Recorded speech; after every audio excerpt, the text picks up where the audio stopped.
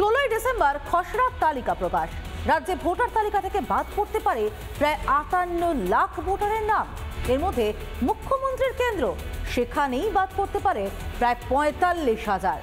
সেখানে বিরোধী দলনেতার কেন্দ্রে বাদ যাওয়ার সম্ভাবনা 10,500।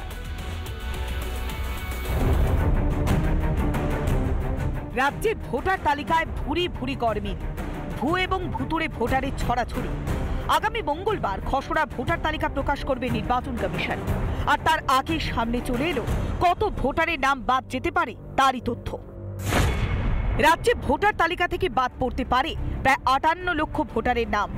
58 लाख तो ये तो पहली झांकी है, अभी पूरा फिल्म बाकी है।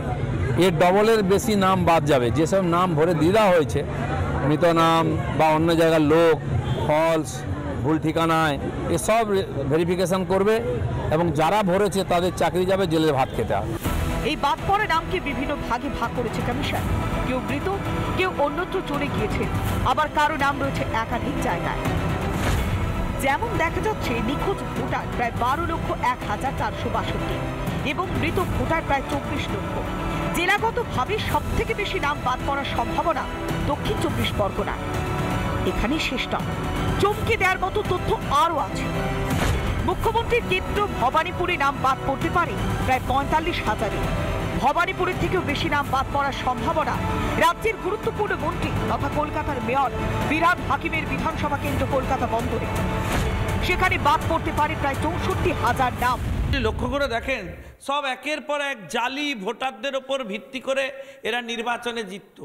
এদের কারোর ক্ষমতা নেই, এই কারণে তো এসআইআর করতে দেবে না বলে তৃণমূল লাফাচ্ছিল। এই যে চিৎকার চেঁচামেচি মাথা ব্যথা তৃণমূলের, এই একটাই কারণে। ভবানীপুরে 45,000, কলকাতা বন্দরে 64,000। সেই তুলনায় অনেক কম নাম বাদ পড়তে পারে রাজ্যের বিরোধী দলনেতা শুভেন্দু অধিকারীর বিধানসভা কেন্দ্র নন্দীগ্রামে। সেখানে সংখ্যাটা প্রায় 10,000। রিপাবলিক বাংলা। নানা ধরনের কন্টেন্ট দেখার জন্য লাইক করুন, শেয়ার করুন আমাদের ফেসবুক পেজ, সাবস্ক্রাইব করুন আমাদের ইউটিউব চ্যানেল।